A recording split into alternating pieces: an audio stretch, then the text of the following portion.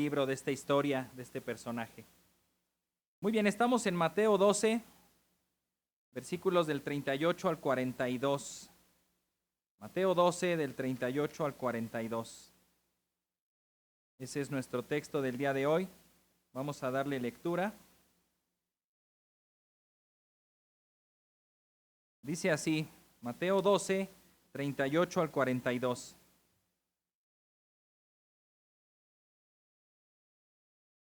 Entonces algunos de los escribas y fariseos dijeron a Jesús: Maestro, queremos ver una señal de parte tuya.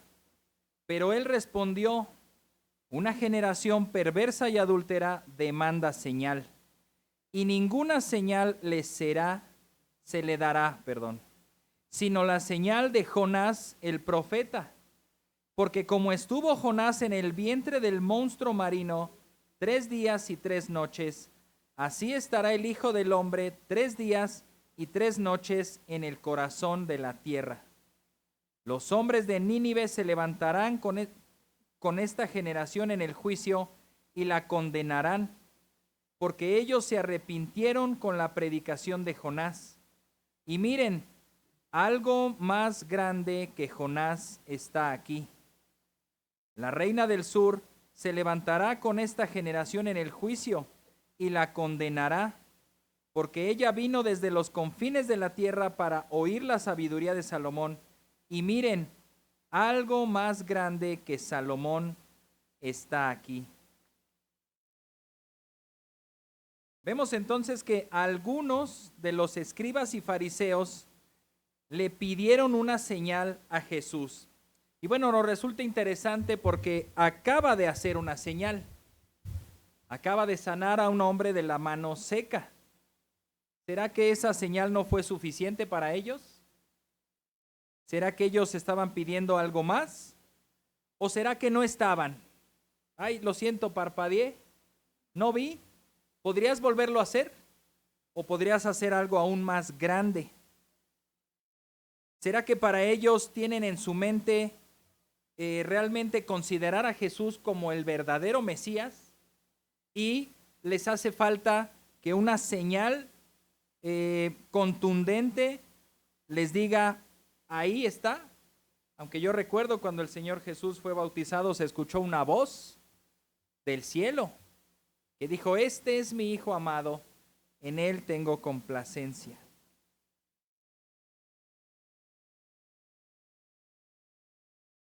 Tengo una cita de un diccionario acerca de las señales.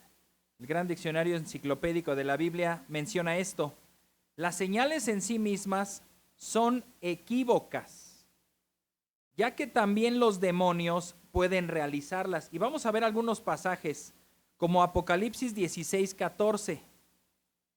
Dice así: pues son espíritus de demonios que hacen ¿qué? Señales, los cuales van a los reyes de todo el mundo a reunirlos para la batalla del gran día del Dios Todopoderoso. Esas señales no por sí mismas son la muestra de que alguien es lo que dice ser, porque hasta los demonios producen señales, como dice aquí. También otros, los falsos maestros y los falsos profetas. Mateo 24:24. El Señor Jesús está advirtiendo lo que pasará. Y dice ahí: porque se levantarán falsos cristos y falsos profetas y mostrarán grandes señales y prodigios, para de esta manera engañar, de ser posible, aún a los escogidos. Marcos 13:22. Marcos 13:22 dice también: porque se levantarán falsos cristos y falsos profetas y mostrarán señales y prodigios a fin de extraviar, de ser posible, a los escogidos. También el mismo Satanás, por medio de agentes especiales, como se menciona en 2 de Tesalonicenses 2:9. Dice así: la venida del impío será conforme a la actividad de Satanás, con todo poder y señales y prodigios mentirosos. Apocalipsis 13:13 señala acerca de este hombre impío que dice, también hace grandes señales, de tal manera que aún hace descender fuego del cielo a la tierra en presencia de los hombres. Sin lugar a dudas, una señal pues contundente. Que alguien diga, y si no me crees, que descienda fuego del cielo, a ver si crees. Bueno, ahí está esa capacidad, pero con el fin de engañar.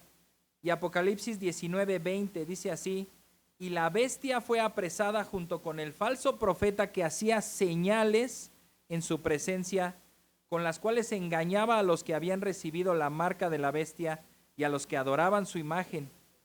Los dos fueron arrojados vivos al lago de fuego que arde con azufre. Aún haciendo señales, fueron arrojados al lago de fuego. ¿Les sirvieron de algo las señales? No sirvieron de mucho. Sigo con esta cita del diccionario. Por este motivo, la señal es en su carácter un prodigio, pero no es un fin en sí misma, ni tiene valor per se, esto significa por sí sola. Únicamente dirige la atención a algo más allá. Y esto, por supuesto, tiene que ser a Jesucristo. Ahora, ¿qué es una señal? Dice el diccionario Strong. Una señal simplemente significa una indicación, un signo, como una señal de tránsito podemos pensar. Una señal de tránsito que hay que respetarla. ¿Qué haces para respetar una señal de tránsito? Te bajas del carro, sacas un tapetito, te inclinas y la respetas, la honras. Primero hay que conocer qué significa esa señal. Si dice alto, pues debes detenerte. De ahí definitivamente, algunas personas pueden decir, pues ahí dice alto, entonces aquí me paro y aquí me quedo, ¿no? Ya no puedo pasar. Se entiende que es un alto momentáneo para que puedas ver un cruce y continuar. Si dice no estacionarse, pues entonces ¿dónde? Pues busca otro lugar porque aquí no. Respetas esa señal cuando la obedeces y te está dirigiendo a algo más. ¿A qué? Pues a ser respetuoso de la sociedad, de cómo va el sentido de las avenidas y de cómo está funcionando la sociedad. Entonces, esta señal en sí misma indica algo más grande.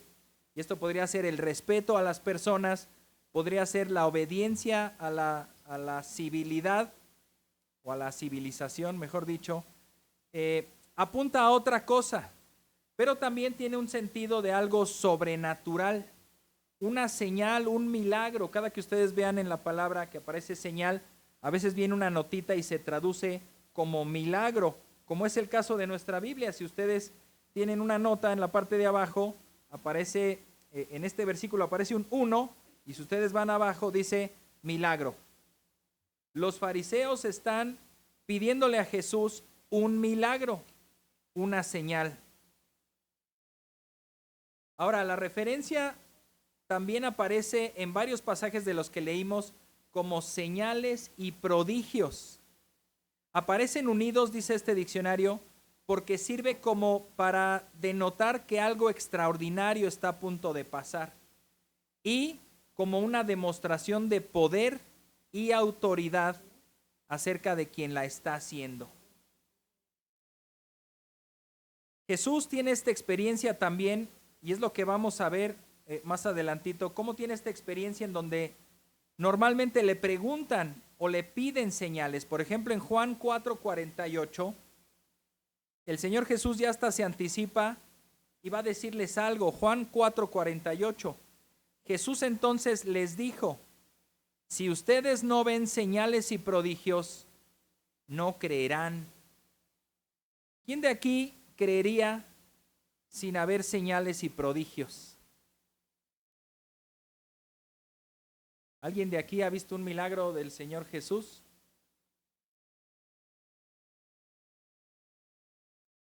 Somos un milagro, entonces sí los hemos visto, ¿verdad?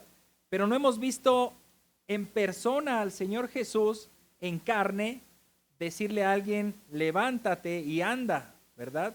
Sal de la muerte. O alguien curando, quitándole la ceguera. Hemos creído sin necesidad de esas señales. Me impresiona la gente de Nínive, a donde fue Jonás. Creyeron a Jonás, a un profeta rebelde.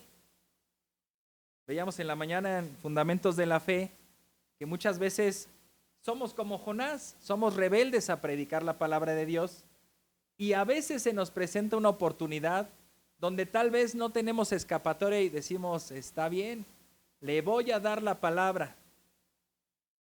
Y algunas ocasiones puede pasar que se convierte la persona. Y dices, no puede ser, no estoy consagrado a Dios, no me estoy apartando de pecados, es más, estoy cayendo otra vez en pecados, estoy mal en mi vida, no he tenido una buena comunión con Dios, me siento alejado de Dios, estoy desobedeciendo a Dios, pero hay una oportunidad, doy la palabra y la gente se convierte. Ahora, ¿vas a vivir así para que la gente sí se convierta? Realmente no, es resultado de la gracia y la salvación de Dios. La obra del Espíritu Santo, no tanto del profeta, eso nos tiene que instruir a que la gente se salva no por el mensajero, sino por el mensaje. Y qué increíble que Jonás, si ustedes leen, y ya dejamos de tarea para los hermanos de la mañana leer el libro de Jonás, pues va para todos, lean el libro de Jonás y encuentren qué señales o milagros hizo Jonás para demostrarle a la gente que creyera. Su predicación fue: arrepiéntanse porque el Señor va a destruir este lugar en 40 días. Si no se arrepienten, serán destruidos. Busquen a ver si encuentran algún milagro, alguna señal, algo prodigioso que haya hecho a las personas voltearlo a ver y confirmarlo como un profeta de Dios y creerlo por las señales. Ahora, tenemos el testimonio de que el Señor Jesucristo ha hecho esas señales, ha dado esas señales a lo largo de su ministerio. Después de la resurrección de Cristo, también Pedro se levantó y habló con respecto a esto en Hechos 2:22. Hechos 2:22, Pedro está diciendo: hombres de Israel, escuchen estas palabras. Jesús el Nazareno, varón confirmado por Dios entre ustedes con milagros, prodigios y señales que Dios hizo en medio de ustedes a través de él, tal como ustedes mismos saben. Realmente ya había hecho señales. Es impresionante que ellos pidan señales cuando ya las había dado. Pedro les recuerda, bueno, todavía tienen la oportunidad. Señales ya las dio Jesús, y la más grandiosa de todas es su resurrección. Como ustedes saben, toda la ciudad tenía ese tema de conversación. Recuerden cuando Jesús encuentra a los caminantes a Emaús y que dice, pues ¿qué pasó? ¿Cómo? ¿Acaso no sabes lo que ha pasado? ¿No sabes acerca de Jesús, que fue enviado por Dios, que hizo señales, que hizo milagros y que resucitó y que todo el mundo está hablando de eso? ¿No lo sabes? Toda la ciudad estaba hablando de eso, por lo tanto era una señal que ahí estaba a la vista de todos. Ahora, ¿qué señal pedían? A lo mejor nosotros estamos siendo muy duros con ellos y a lo mejor sí había alguna señal ahí en el Antiguo Testamento que apuntaba al Mesías y que ellos estaban esperando a que se cumpliera. Por lo tanto, podemos ir al Antiguo Testamento a ver cuál será esa señal que le falta. Antes de ir al Antiguo Testamento, tenemos otra cita en Mateo 16:1 que nos da un poquito más de luz acerca de qué señal ellos pedían. Mateo 16:1 dice así: entonces los fariseos y los saduceos se acercaron y poniendo a prueba a Jesús le pidieron que les mostrara una señal del cielo. En el otro pasaje dice una señal. Aquí ya dice una señal del cielo. ¿Qué viene a nuestra mente cuando escuchamos una señal del cielo? ¿Un eclipse? A lo mejor, ¿verdad? Algo en los cielos, que si es de día se haga de noche, si es de noche se haga de día, que las estrellas, ¿verdad?, se muevan. Mira, a veces esa constelación pues ya no es así. Ahora mira, tuk, tuk, tuk, y forma otra figura, ¿verdad? Movió esas constelaciones, detuvo un asteroide que venía hacia la Tierra, ¿no? Quédate ahí. Aunque yo también lo puedo ver, bueno, cuando calma las aguas, cuando calma la tormenta, ¿no es una señal del cielo? Las nubes están ahí, están en el cielo, están provocando esa tormenta. Y Jesús dice, calma. Quizás ellos tenían en mente una señal que solo se ve de esa magnitud en Daniel capítulo 7, versículo 13. Daniel, este profeta que dio testimonio de el fin de los imperios, el fin de los reinos, que en ese momento no se conocían más que el babilonio, y vislumbraba por ahí el persa, después iba a continuar el griego, el imperio griego, y después el imperio romano, y que encajan perfectamente en la descripción. Y cuando Daniel da esta profecía, dice, bueno, todos esos imperios, no va a quedar ni rastro de esos imperios. Y ve una visión impresionante, dice Daniel capítulo 7, versículo 13. Seguí mirando en las visiones nocturnas, y en las visiones del cielo venía uno como un hijo de hombre, que se dirigió al anciano de días y fue presentado ante él. Un hombre entrando ante el trono de Dios y fue presentado. En el versículo que sigue, vemos que le fue dado todo el dominio, el poder, la gloria. Dios está en su trono y le está dando todo el dominio, la gloria y la honra a este hijo de hombre que está entrando. Esa visión definitivamente tiene que ser del enviado por Dios, del Mesías, y no puede ser otro más que el mismo Dios hecho carne, porque si no, estaríamos viendo ahí la mayor idolatría de la historia, en pleno cielo, frente al trono de Dios y adorando a otra persona que no es Dios. Esto hace referencia a Cristo. Por eso también los comentaristas mencionan que la manera como Cristo prefería que le llamaran era como el Hijo del Hombre. Él mismo se llamaba así, como el Hijo del Hombre no vino a ser servido, sino a servir. El Hijo del Hombre. ¿Qué referencia hay para el Hijo del Hombre? Este pasaje. El Hijo del Hombre que entra y se le entrega todo el poder y la gloria. A esto también está haciendo referencia Jesús cuando lo menciona en su discurso del Monte de los Olivos de Mateo 24, versículo 30. ¿Quieren una señal del cielo? Pues va a haber una señal del cielo. Mateo 24, 30. Entonces aparecerá en el cielo la señal del Hijo del Hombre, y todas las tribus de la tierra harán duelo y verán al Hijo del Hombre que viene sobre las nubes del cielo con poder y gran gloria. La visión de Daniel se hace realidad, pero dice Cristo, está para el tiempo futuro. Hoy vine como el siervo, vine como el sacrificio, como el Mesías que vino en obediencia a salvar, a proclamar el mensaje. Pero un día vendré como el Señor y como el Salvador, y toda lengua confesará a Cristo. Podemos pensar que los judíos tenían en mente la señal de Isaías 9. Isaías 9, versículos 6 y 7. Dice así, porque un niño nos ha nacido, un hijo nos ha sido dado, y la soberanía reposará sobre sus hombros, y se llamará su nombre Admirable Consejero, Dios Poderoso, Padre Eterno, Príncipe de Paz. Y el aumento de su soberanía y de la paz no tendrán fin sobre el trono de David y sobre su reino, para afianzarlo y sostenerlo con el derecho y la justicia desde entonces y para siempre. el celo del Señor de los ejércitos hará esto. ¿Ves otra vez al Hijo, el heredero, el soberano, el rey, el príncipe de paz?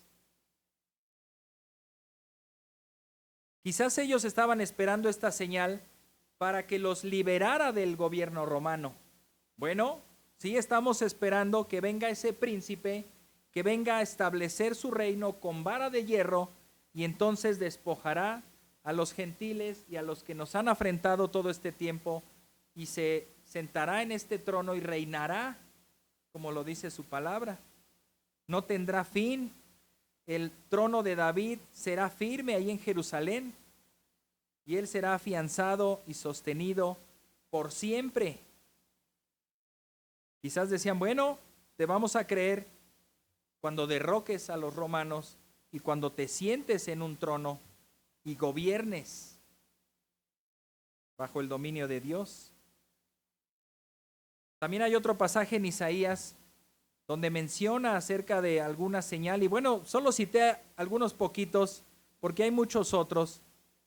Este en específico, Isaías 35, 4 al 6, se describe una llegada muy ansiada por el pueblo acerca de un Salvador que los va a liberar. Dice Isaías 35 del 4 al 6. Digan a los de corazón tímido, esfuércense, no teman, pues su Dios viene con venganza. La retribución vendrá de Dios mismo, mas Él los salvará. Entonces se abrirán los ojos de los ciegos y los oídos de los sordos se destaparán.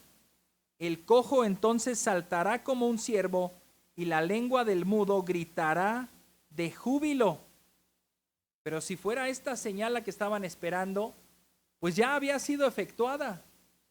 ¿Por qué preguntar por si tiene otra señal? Perdón, omití el último renglón. Dice, porque aguas brotarán en el desierto y arroyos en el Arabá. Pues a lo mejor faltaba eso, ¿verdad?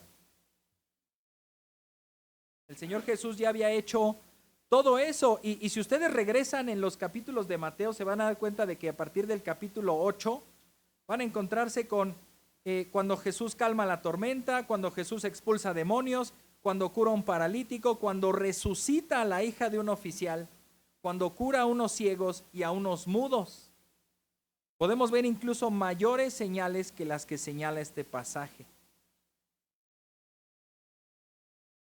Ahora, acompáñenme a un texto muy interesante en Juan capítulo 2, porque ahí también le piden una señal a Jesús. Juan capítulo 2, del 18 al 21.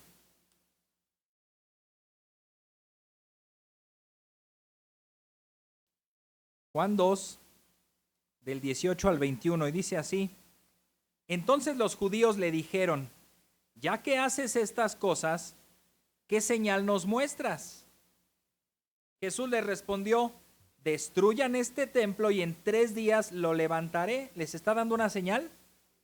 Sí, ahí sí accedió a darles una señal. ¿Cuál será la señal? Destruyan este templo y en 3 días lo levantaré. Entonces los judíos, versículo 20, le dijeron, en 46 años fue edificado este templo y tú lo levantarás en 3 días.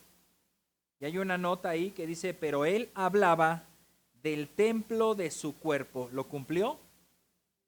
¿Sí? Ellos destruyeron ese templo y en 3 días él resucitó, lo cumplió. Ahí mismo en Juan, resulta interesante que acá no hay fariseos, acá son sus seguidores, que bueno, a lo mejor ahí había falsos, ¿verdad? Seguidores o disfrazados que estaban ahí para probarlo. En Juan 6, del versículo 30 al 36, fíjense cuál es el tono de la pregunta. Juan 6, 30 al 36. Se ve en el contexto que lo están siguiendo. Él acaba de alimentar milagrosamente a muchos y él pasa y sigue y lo siguen a él. Y entonces llegamos a este versículo, el versículo 30. Le dijeron entonces, ¿qué pues haces tú como señal para que veamos y te creamos. ¿Qué obra haces? Otra vez. Bueno, ¿están viendo y no ven? Todavía están digiriendo el pan y la comida y dicen, bueno, pero a todo esto, ¿quién dices que eres tú? ¿Qué señal puedes hacer para demostrar tu poder?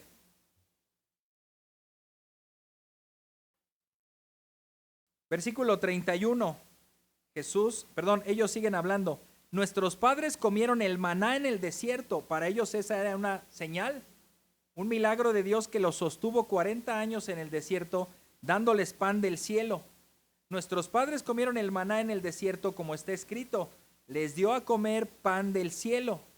Entonces Jesús les dijo, en verdad les digo que no es Moisés el que les ha dado el pan del cielo, sino que es mi Padre el que les da el verdadero pan del cielo. Porque el pan de Dios es el que baja del cielo y da vida al mundo.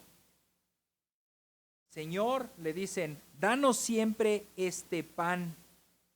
Versículo 35, Jesús les dijo, yo soy el pan de la vida. El que viene a mí no tendrá hambre y el que cree en mí nunca tendrá sed. Pero ya les dije que aunque me han visto, no creen. La señal es el pan que descendió del cielo en el desierto. Y dice Jesús, yo soy ese pan, descendí del cielo del Padre y aquí estoy. Si ustedes comen mis palabras, si ustedes creen en mí, no tendrán hambre y no tendrán sed. Esa es la señal. Con eso apuntó Moisés en el desierto a decir, va a venir el verdadero pan de vida. Ese pan no fue eterno, se acabó. Y también, aunque descendiese pan, la gente moría. El pan que viene ahora, que vino con Cristo, es ese pan que da vida eterna. Siguieron esta charla y vamos a adelantarnos al versículo 62. Juan 6, 62 en adelante. Jesús les sigue diciendo, pues qué, si vieran al Hijo del Hombre ascender a donde estaba antes, les estoy diciendo que yo soy ese pan que bajó, pero ahora si ustedes me ven ascender, podríamos agregar la pregunta, ¿acaso creerán con eso? Versículo 63, el Espíritu es el que da vida, la carne para nada aprovecha, las palabras que yo les he hablado son espíritu y son vida. Pero hay algunos de ustedes que no creen, porque Jesús sabía desde el principio quiénes eran los que no creían y quién era el que lo iba a traicionar. También decía, por eso les he dicho que nadie puede venir a mí si no se lo ha concedido el Padre. Como resultado de esto, muchos de sus discípulos se apartaron y ya no andaban con él. Entonces Jesús dijo a los 12 discípulos, ¿acaso también ustedes quieren irse? Simón Pedro le respondió, Señor, ¿a quién iremos? Tú tienes palabras de vida eterna, y nosotros hemos creído y sabemos que tú eres el Santo de Dios. Solo faltaba que ahí Pedro hubiera dicho, bueno, sí, muéstranos una señal, ¿no? Gracias a Dios, Pedro, porque tuvo esos momentos en donde el Espíritu le dio la lucidez y el Espíritu habló por él. Ya no pidió señal, sino dijo todo lo contrario. Aquí estamos, Señor, por eso estamos contigo, porque creemos tu palabra, porque sabemos que tú has descendido de Dios. Entonces, en estos casos hemos visto que Él les ha concedido señales. ¿Quieren ver señales? Pues ahí están, ahí están, ahí están. Ahora la pregunta es, ¿las creen? ¿Las creen? Y si vieran más y mejores señales, ¿creerían? Tendremos que preguntarnos nosotros, si el Señor les hubiera dado más señales, más milagros, tal vez hasta a lo mejor iban a creer con 300 milagros y llevaban 200, 100 milagritos más, Señor, por favor, y entonces ya creemos. Definitivamente la incredulidad está, y a veces hasta se hace más grande la incredulidad y más evidente cuando hay más señales. En esta ocasión, regresando a nuestro pasaje, ¿qué respondió el Señor? Leemos otra vez el 38. Entonces algunos de los escribas y fariseos dijeron a Jesús: Maestro, queremos ver una señal de parte tuya. Versículo 39. Pero él respondió: Una generación perversa y adúltera demanda señal, y ninguna señal se le dará, sino la señal de Jonás el profeta. Jesús responde entonces que no les va a dar una señal.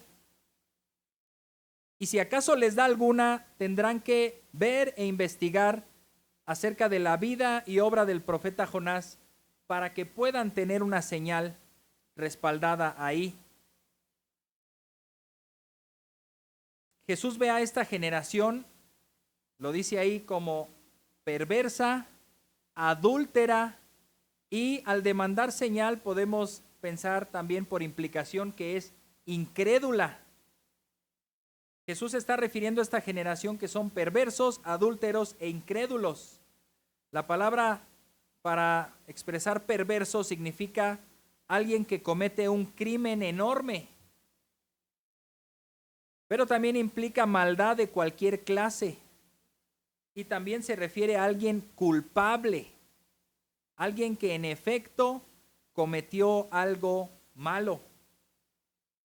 Pregunta, hermanos, ¿ellos son perversos? ¿Ellos fueron perversos, esa generación? ¿Y la generación que siguió? ¿Y la que siguió? Ya dijeron aquí que hasta nosotros. ¿Qué pasó, hermanas? No nos metan en la misma bolsa. No hablen por todos. Pero sí tenemos que decir que sí, una generación perversa. ¿Cuál de todas?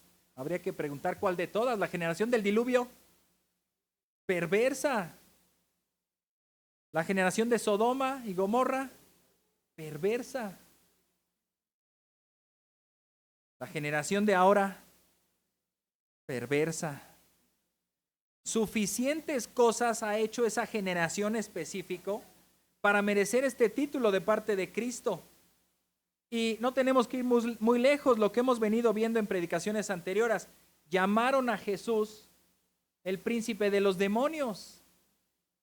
Eso es algo perverso. Lo intentaron poner a prueba para captarlo y acusarlo de que él no cumplía la ley. Es algo perverso. Constantemente le ponían trampas, y esta es una más de las trampas. También se menciona que es una generación adúltera, y con justa razón. El adulterio en sí es cuando hay un compromiso, buscar meterse en ese compromiso, robar la atención del compromiso principal. Vamos a decirlo así, el pecado de adulterio es realmente no hacer o no tener esa fidelidad de, se me está yendo la palabra, cuando algo es la prioridad, lo prioritario, y meter algo que no es. Ahí para adulterio también queda muy similar la palabra idolatría, que es colocar algo o alguien en el lugar de Dios. Si hay un compromiso, un amor de Dios para mí, el amor de mí para Dios debe ser recíproco en esa medida. Pero Él me ama, que envió a su Hijo a morir, y entonces ¿yo qué hago? Yo pongo a otro ídolo en el lugar de Dios. Quiero recibir el amor de Dios, pero a la vez no quiero darle el amor, sino que se lo doy a otro. Ahí hay un adulterio declarado. Ellos eran de labios, estaban comprometidos, estaban enamorados de Dios. Con sus labios lo querían honrar. Constantemente hablaban y memorizaban las escrituras y recitaban el Shema. El Señor nuestro Dios, el Señor uno es, y amarás al Señor tu Dios con todo tu corazón y con toda tu alma y con todas tus fuerzas. Y estas palabras que yo te enseño hoy estarán sobre tu corazón y las repetirás a tus hijos y andando por el camino y cuando te levantes y cuando te acuestes y cuando salgas y cuando entres. Recitaban la palabra de Dios, pero ¿la creían? ¿La vivían? Ellos se caracterizaron y Jesús les dijo, todo lo que ellos digan, ustedes apréndanlo porque dicen la palabra de Dios, pero no hagan lo que ellos hacen, porque ellos no hacen la palabra de Dios. Ellos halagan a Dios con sus labios, pero no lo honran con su corazón. Ellos eran los máximos eruditos del país para ser escriba, habían pasado por tantos filtros que realmente los más brillantes y los eruditos solamente podían tener ese título de escriba. Y aquí, con mucha cortesía, quedando bien, le dicen a Jesús, maestro. Fíjense la hipocresía. Ellos no lo consideraban maestro, y si lo consideraran maestro, maestro, pues dime qué debo hacer y lo voy a hacer. Pues deja esto y haz aquello. Sí, gran maestro, lo haré. Y lo dejas y vas camino y lo obedeces. Ya lo hice, maestro, ¿qué más quieres que haga por ti? Pero ellos solamente le están llamando maestro por una mera cortesía, por ese mismo adulterio, esa misma idolatría que están cometiendo. Bueno, la gente le llama maestro, pues hay que decirle maestro, si no, aquí nos apedrean todos. Maestro, ¿tú acaso nos puedes dar una señal?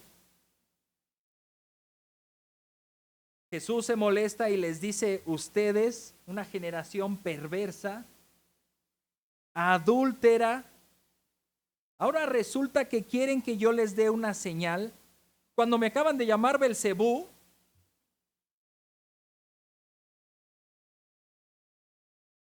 Ellos en el papel eran la esposa, pero ellos tenían fidelidad hacia otro esposo.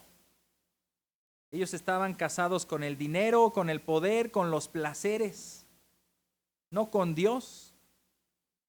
También por implicación se le puede llamar una generación incrédula al verse movidos a demandar una señal. Ellos no creían en el poder de Dios, no creían en la enseñanza de Cristo, no recibían sus palabras. Por eso entonces Jesús, y aquí les muestra algo que se llama un símil, unas historias similares, similitudes. Tienes que observar esta historia y al observarla te vas a dar cuenta que me está describiendo a mí. Entonces comienza en el versículo 40. Y este es el punto 3 del bosquejo. De veras, ahora no he dicho nada de los puntos. Jesús les presenta dos similitudes. En primer lugar, con Jonás, versículo 40. Ya dijo en el 39 al final, quieren una señal, solo les será dada una señal del profeta Jonás.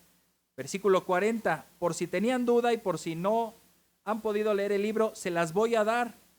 Porque como estuvo Jonás en el vientre del monstruo marino, 3 días y 3 noches, así estará el Hijo del Hombre 3 días y 3 noches en el corazón de la tierra. Sí, hasta ahí llegó, ¿verdad? El versículo. Sí. Ok. Con Jonás vemos algunas similitudes sorprendentes. En el capítulo 1 que leímos se puede ver.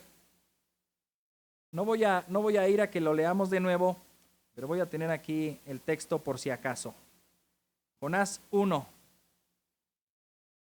A Jonás se le hace un llamado. Vino palabra de Dios a Jonás y se le dijo, levántate, ve a Nínive, a la gran ciudad, y proclama contra ella. Proclamar en sentido de arrepentirse. Se ve después en el capítulo 3, en donde él salió proclamando arrepiéntanse, o de lo contrario la ciudad y todos los habitantes serán destruidos. Pero ¿qué hace Jonás?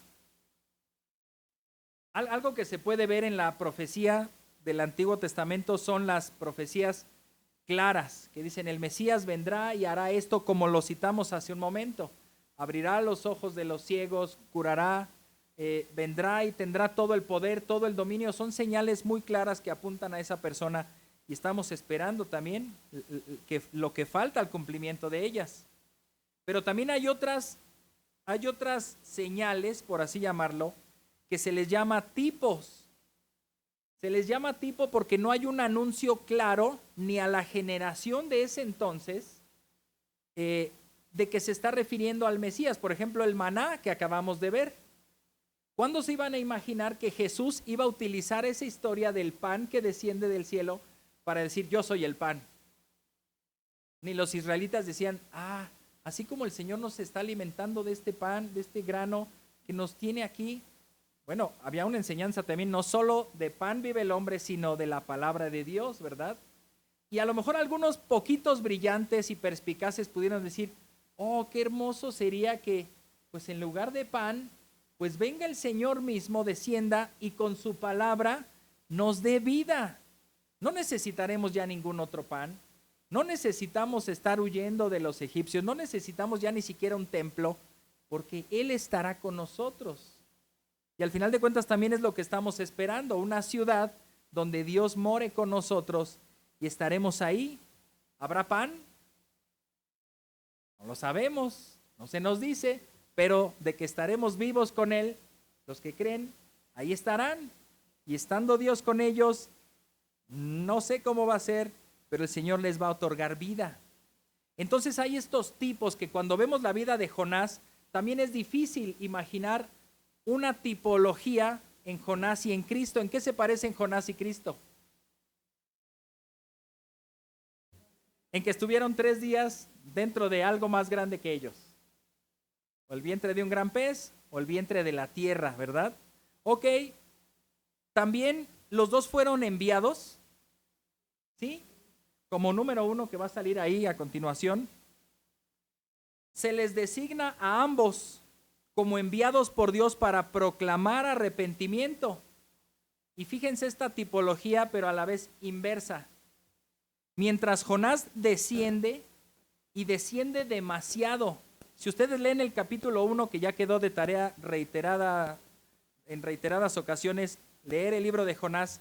Si ustedes leen el capítulo 1, anoten cuántas veces aparece la palabra descender.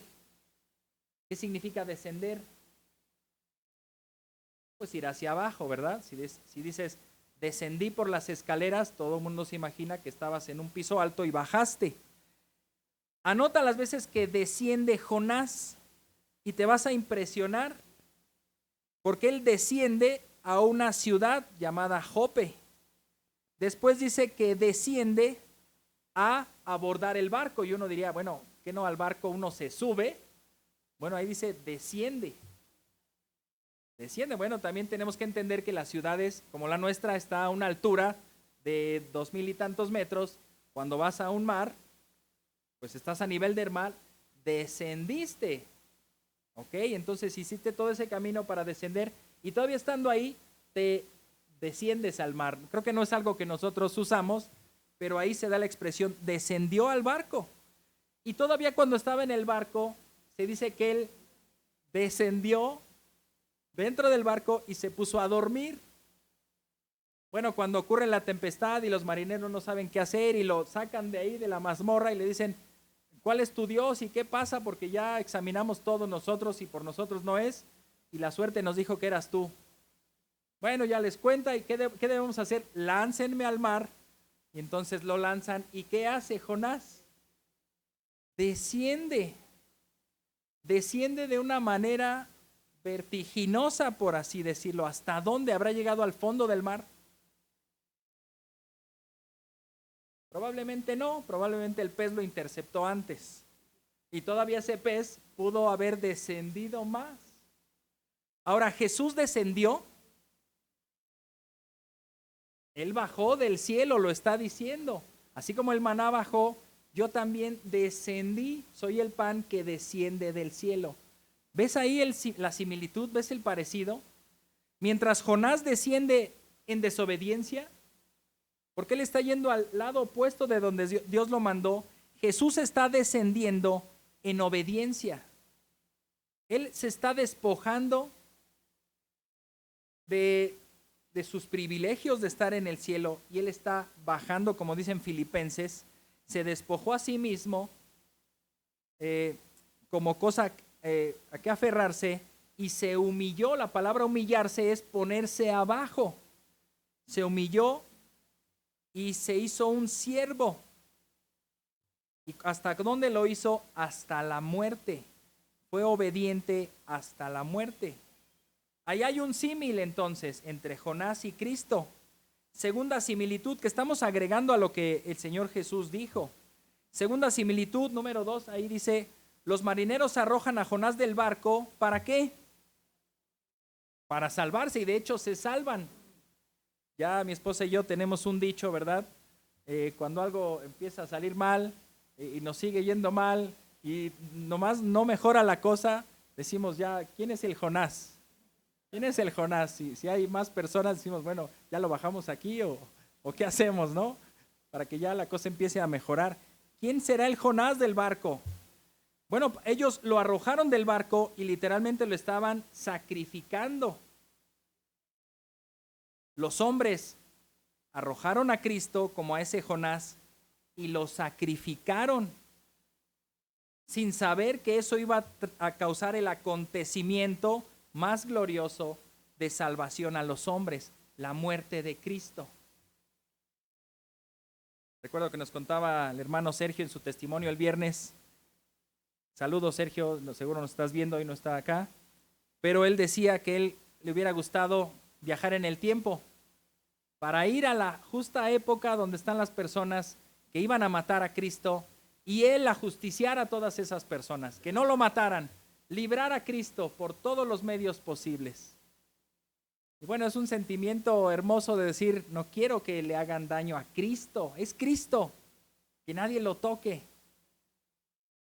Pero es más hermoso la entrega total que hizo Cristo por nosotros, porque eso tenía que suceder, si no, no habría salvación. Similitudes entonces. Tercer similitud entre Jonás y Cristo.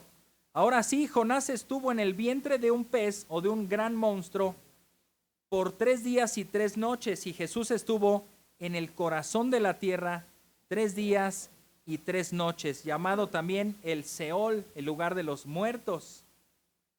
Algunos creen que Jonás en efecto murió y por eso también la señal resulta aún más perfecta.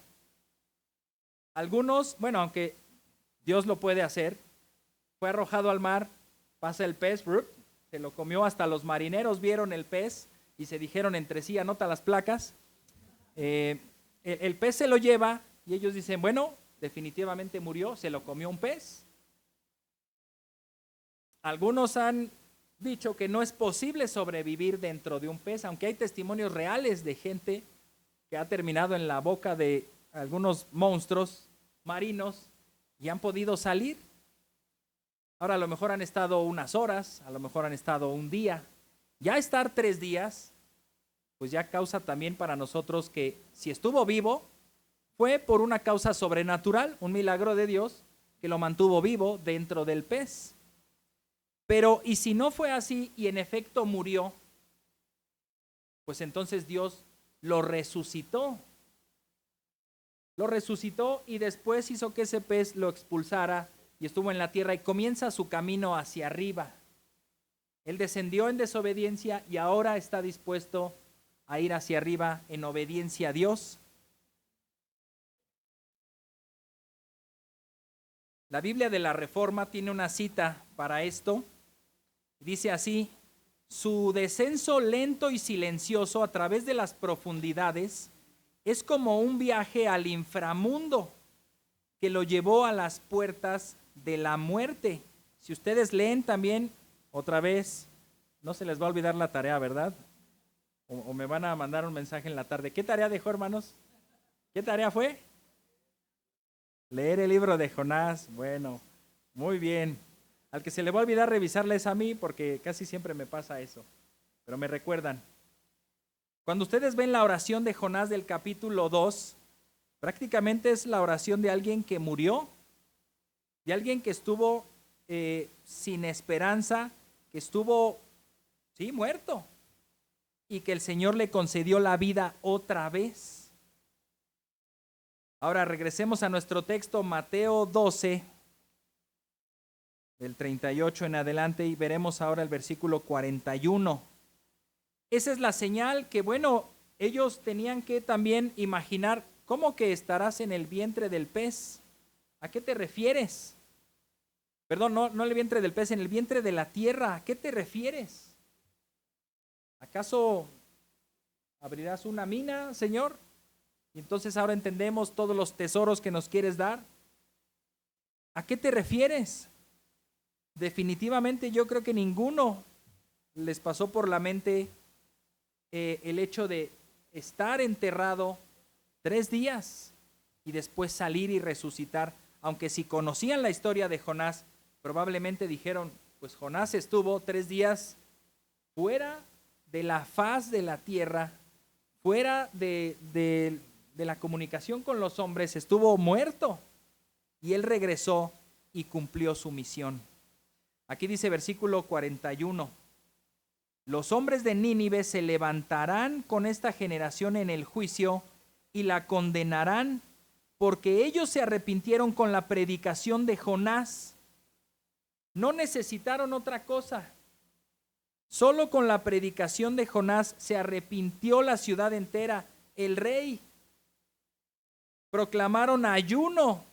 De hecho, hasta los animales les impidieron comer y beber durante 3 días, como muestra de su arrepentimiento, deseando que el Señor los viera y les tuviera misericordia. Y Jesús termina con una frase gloriosa, y miren, algo más grande que Jonás está aquí. Yo creo personalmente que los judíos menospreciaban a Jonás. También hay una cita donde dice, ningún profeta se ha levantado de Galilea. ¿Cómo quiere venir Jesús a enseñarnos si de allá no se levanta ninguno? Bueno, Jonás era de Galilea. Por lo tanto, Jonás no figuraba mucho para ellos entre los héroes de la fe. No figuraba como un gran ejemplo a seguir y probablemente hasta dudaban de su existencia o dudaban de su propósito. ¿Para qué nos viene a dejar este libro Jonás? Le predicó a los gentiles, se arrepintieron y luego, años después, vinieron y destruyeron nuestro país. O sea, ¿de qué nos sirvió? No entendían tal vez nada del libro de Jonás. Hoy en día entendemos mucho. Entendemos la gran oportunidad del arrepentimiento.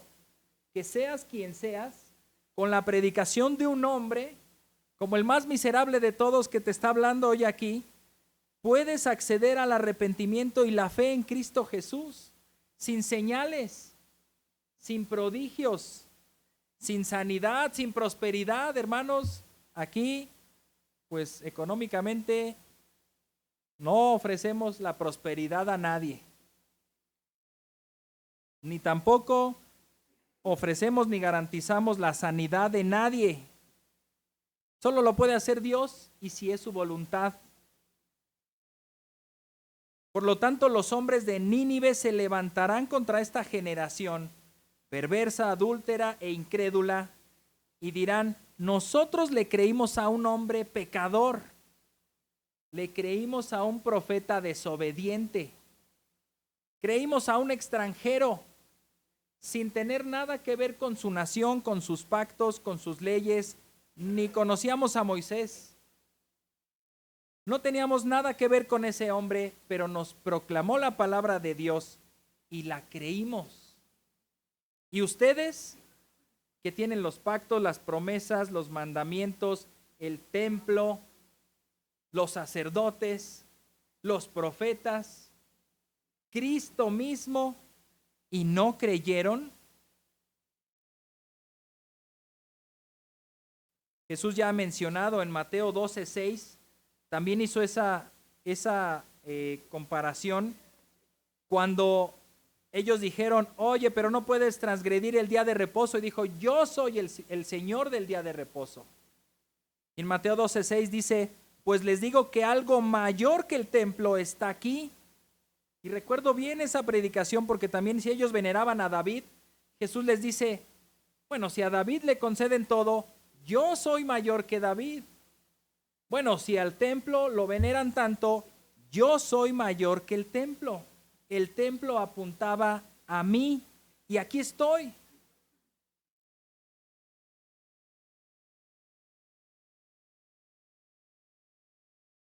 También compara esta generación, versículo 42, con una reina que hace pocos días leímos ahí en la lectura bíblica, en primer libro de Reyes, capítulo 10, que vamos a leer ahorita. Pero dice en Mateo 12:42, la reina del sur se levantará con esta generación en el juicio y la condenará, porque ella vino desde los confines de la tierra para oír la sabiduría de Salomón. Y miren, algo más grande que Salomón está aquí. Ella no esperaba que Salomón le hiciera un milagro. Ella no estaba buscando que Salomón hiciera una gran señal en los cielos. Ella solamente había escuchado de la sabiduría de ese hombre y de cómo vivía y cómo era su palacio y cómo estaba organizado todo, y le causó tanta curiosidad que dijo, yo tengo que verlo. Y acompáñenme a primer libro de Reyes, capítulo 10. Y la verdad que cuando se repite en Crónicas, pues uno lo sigue disfrutando aún más y se cuenta la descripción. Ahí, si ya lo hicieron en su lectura bíblica y quieren regresarse a ver el detalle, pueden hacerlo. Y si no, pues se los recomiendo. Primer libro de Reyes, capítulo 10, y su paralelo en segundo libro de Crónicas, me parece que también es el 10 o el 9.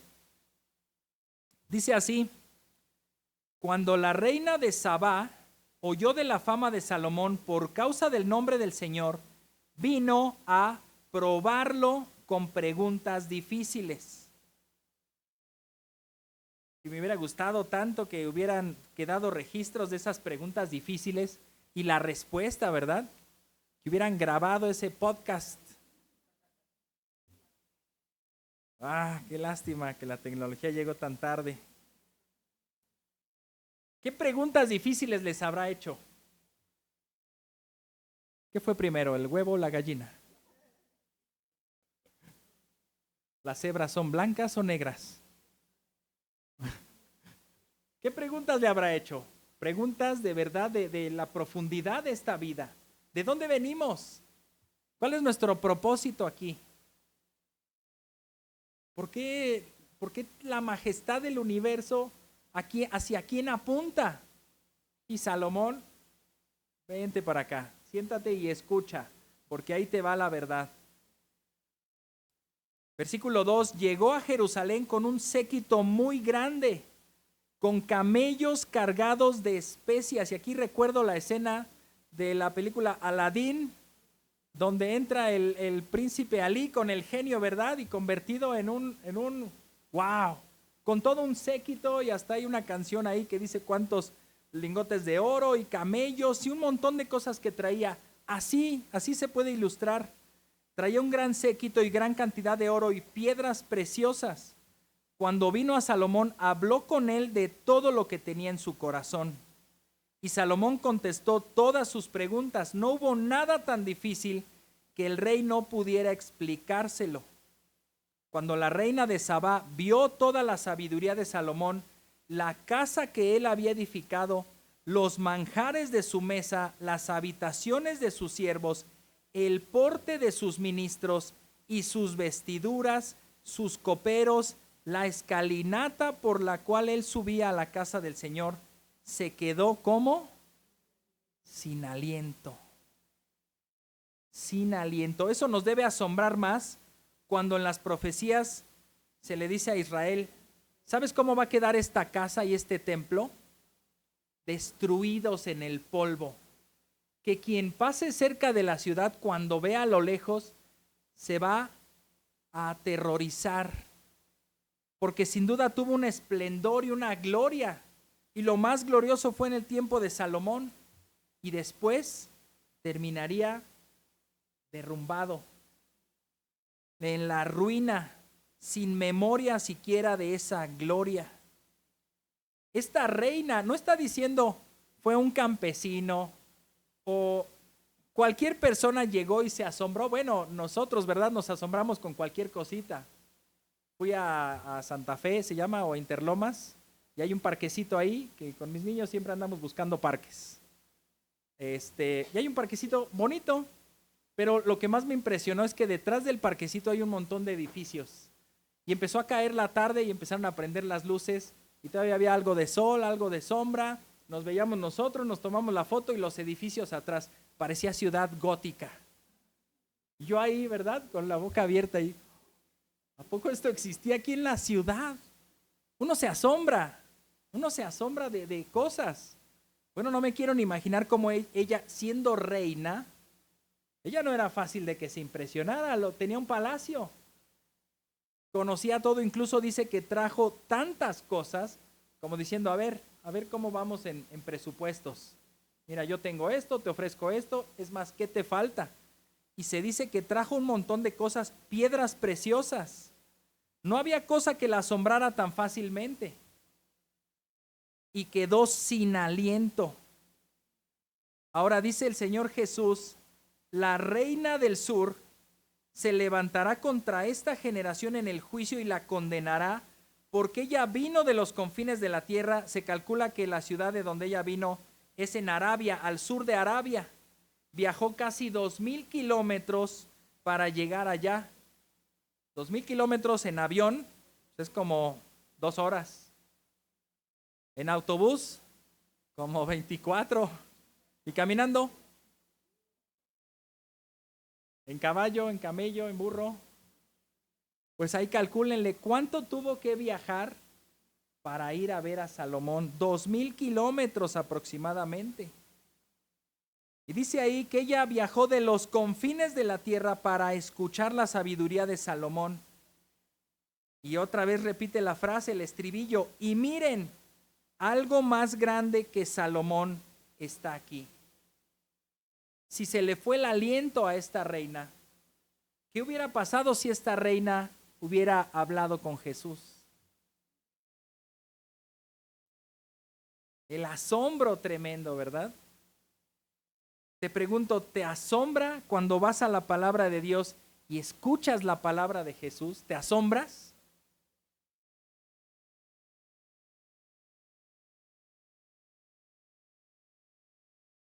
Esta mujer, al igual que los ninivitas, podrían ser llamados como testigos ante el juicio. A ver ustedes, ¿cómo reaccionaron ante el mensaje de la proclamación del Evangelio? Juro decir toda la verdad y nada más que la verdad. Yo me arrepentí ante la proclamación del Evangelio de ese profeta. Y ante las palabras de Cristo, pues ¿qué te digo? Si me arrepentí con ese profeta, pues con Cristo mucho más. Y será llamada esta nación, esta generación perversa, adúltera, incrédula, ante ese juicio. Y ellos podrán dar también su veredicto y decir, ellos deben ser condenados porque no creyeron, porque estuvieron esperando señales, y lo peor es que las señales sí llegaron. Sí llegaron. Tenemos la esperanza de que las personas que aparecen aquí, conforme fue pasando el tiempo, como un texto que ya leímos de Hechos, donde Pedro les dice, varones hermanos, Jesús, que fue un varón confirmado por Dios con señales, prodigios y milagros, Él es el Mesías al cual ustedes mataron. Y de ahí dice ese texto que ellos se compungieron y dijeron, es cierto, lo matamos. ¿Qué debemos hacer? Debemos tener esa esperanza y esa confianza que algunos de los que estaban aquí después estuvieron ahí en Jerusalén escuchando a Pedro y decir, es verdad, y yo hasta le pedí una señal. Y era verdad, todo era verdad. Creo en el Señor Jesús. Y mi hermano, todas estas ilustraciones llegan hasta nosotros porque debemos hacerte esta pregunta. ¿Qué señal necesitas para creer? ¿Qué más necesitas para creer? ¿Un Jonás? Bueno, aquí hay, presente, aquí hay uno. Ya te predicó un Jonás. Salomón, bueno, a eso sí no aspiramos, ¿verdad? Salomón no, ahí está Proverbios, que lo estudiamos, lo seguimos estudiando algunos. ¿Qué más? ¿Qué más necesitas para creer, para asombrarte, para venir a Cristo en arrepentimiento y fe? ¿Serás tú como esa generación perversa, adúltera, incrédula y te mantendrás ahí hasta que estés sentado en el banquillo de los acusados y digas, todo era verdad y no quise creer? Me faltó mi Ferrari que me diera el Señor, con esa señal ya creo. Me faltó que el Señor cambiara a mi suegra. Me faltó, ¿qué más? Disculpen por usar esa ilustración de la suegra. Yo amo mucho a mi suegra, que en gloria está. Y el Señor la cambió. Yo puedo decir, sí, esa señal me la concedió el Señor porque la cambió. Gloria a Dios. ¿Será que reconoces a Cristo? ¿Será que le pides señales? ¿Será que podrás ser salvo de esta perversa generación? Me gusta que no hay una conclusión tampoco. Sigue el Señor dando historias para que tú te pongas en el personaje de esa historia y que tú le des el fin a esa historia. ¿Habrá final feliz o habrá final infeliz? Oremos, hermanos. Padre, hay tantas historias, tantos tipos, tantas similitudes entre los personajes del Antiguo Testamento que apuntaban a ti y que podemos entender y reconocer que ellos pues no contaban con la perspicacia, no contaban con la iluminación del Espíritu Santo en todo momento. Tenían la revelación tuya, pero en algunos momentos se les escaparon muchas cosas que para nosotros hoy resultan más que evidentes. Y no somos quien para juzgar a esa generación. Pero el Señor Jesús está levantando situaciones y circunstancias que estaban en mayor desventaja que ellos y que los van a acusar en el día del juicio. Padre, si hoy se tuviera que hacer esa misma similitud, el Señor Jesús traería tal vez a uno de esos escribas y fariseos y lo presentaría hoy contra nosotros y decir, ese escriba y fariseo creyó y tú aún no crees. La incredulidad reinante de este mundo que hace que esta generación sea perversa y en mi particular juicio la más perversa de todas las generaciones habidas desde que fue creado Adán y Eva. ¿Será acaso posible que Dios salve personas aún de esta generación perversa, idólatra, incrédula, adúltera? Creemos que sí, Señor, y esos milagros tú los haces constantemente. Rogamos, Padre, que el mensaje de la salvación en Cristo Jesús llegue a los oídos y tu Espíritu Santo llegue al corazón y salve a las personas. Eso es lo que más anhelamos y más rogamos. Y que en medio de esta perversa generación seamos levantados como lumbreras en este mundo para proclamar tu palabra, porque la creemos y porque vivimos para ti.